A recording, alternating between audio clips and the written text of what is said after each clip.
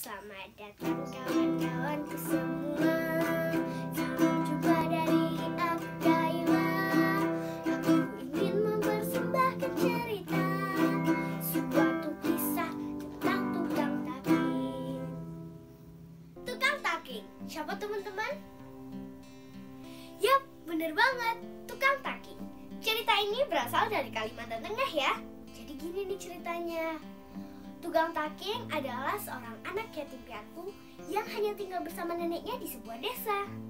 Suatu ketika, tukang taking terkena penyakit yang aneh teman-teman. Seluruh tubuhnya terkelupas dan luka-luka seperti tersiram air panas. Lama-kelamaan, luka-luka ini nih yang ada di tubuh tukang taking menyebabkan bau yang busuk banget. Teman-teman, sini. Aku kasih tahu nih. Itu kalian tahu kan si tukang taking, dia kan terkena penyakit kulit yang aneh. Wah, masa sih? Aduh, ya, aku ingat. Dia duduk di depan rumahnya, kulitnya memang terkelupas dan baunya juga busuk. Aku tidak berani mendekat, takut tertular. Kita tidak usah berteman dengan tukang taking. Wah, iya itu benar sekali. Tukang taking sedih sekali karena semua teman-temannya menjauhinya. Nenek, kenapa Nek? Kenapa aku harus terkena penyakit seperti ini? Cucuku, bersabarlah.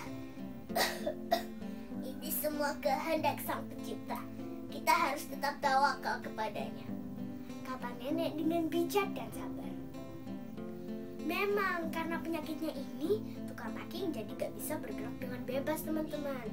Kalau misalnya dia mau makan, minum, atau mandi, harus dibantu oleh si nenek. Berhari-hari tukang taking sakit sampai dia semakin membaik. Tapi tidak dengan sang nenek. Nenek justru malah sakit dan meninggal dunia. Tukang taking bersedih sekaligus bingung. Dia bingung bagaimana cara memakamkan nenek yang paling ia sayangi itu. Tukang taking duduk termenung. Tak ada manusia yang terlahir sempurna. Jangan kau sesali segala yang telah terjadi. Kita pasti pernah hadapi cobaan yang berat. Seakan hidup ini tak ada artinya lagi. Tukang taking duduk sambil berdoa dengan sungguh-sungguh kepada Tuhan. Dan doanya dikabulkan. Sebagian warga desa yang baik hati membantu pemakaman si nenek tukang taking. Sepeninggalan sang nenek, tukang taking berusaha keras mengurus dirinya sendiri. Pagi itu, saat tukang taking sedang duduk-duduk sendiri, tiba-tiba dia mendengarkan sebuah suara. Tukang taking, nyipetlah aku.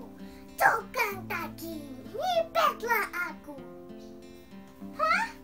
Suara siapa itu? Suara itu terulang lagi. Tukang taking, nyipetlah aku. Oh astaga, suara itu dari sana. Ternyata suara itu berasal dari seekor burung punai yang ada di dekat rumah tukang taking.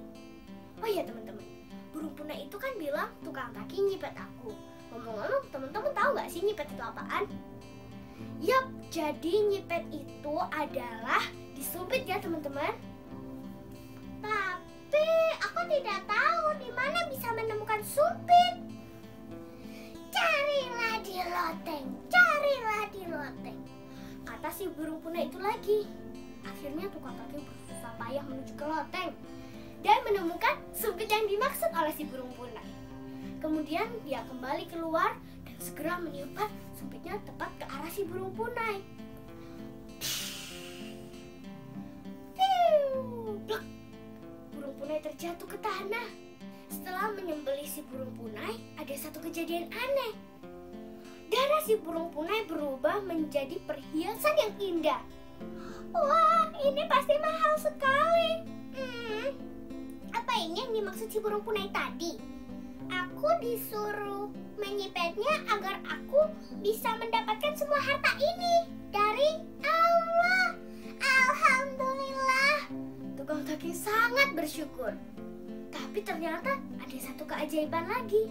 Kalau daging si burung punai dimasak dan dimakan oleh si tukang taking, bisa menyembuhkan penyakitnya. Sekarang aku sudah sembuh lagi. Aku sudah sehat. Apa ini juga yang dimaksud oleh si nenek? Semua penderitaan pasti ada akhirnya.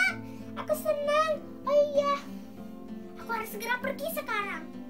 Tukang taking mengumpulkan semua hartanya dan merantau pergi ke sebuah ibu kota kerajaan. Sesampainya di sana, tukang taking menjual beberapa hartanya dan membeli sebuah rumah. Dia tinggal berkecukupan selama bertahun-tahun. Tapi dia tetap tidak sombong. Dia selalu memberikan hartanya kepada orang yang membutuhkan dan sering bersedekah. Berita kebaikan si tukang taking terdengar sampai ke telinga seorang raja. Akhirnya tukang taking pun diundang ke istana. Setelah mengobrol banyak sekali dengan raja, raja langsung berteriak. Hahaha, ternyata aku mengenal siapa anak ini. Dia adalah keponakanku, kata raja dengan senang. Hah? Aku? Keponakan raja? Aku? Tukang taking bingung sekali saat itu. Ya, kau adalah keponakanku. Dan ternyata memang betul teman-teman. Dulu ayah tukang taking adalah seorang raja yang hanya menikah dengan rakyat biasa. Jadi si ibu tukang taking diusir dari istana. Karena si nenek kasihan dengan anak perempuan satu-satunya, akhirnya nenek menemaninya. Kemudian mereka pergi dan gak ada yang tahu mereka pergi kemana. Tukang taking bahagia sekali, sekaligus terharu karena bisa mendengar cerita tentang keluarganya. Akhirnya kerajaan itu dibagi menjadi dua bagian. Satu dipimpin oleh tukang taking. Dan ternyata tukang taking adalah raja yang adil, bijaksana, dan suka baik hati. Akhirnya tukang taking pun hidup bahagia selamanya. Nah, ada satu lagu nih yang pas buat pesan dari cerita ini. Syukuri apa yang ada. Hidup adalah anugerah. Tetap jalani hidup ini. Melakukan yang terbaik.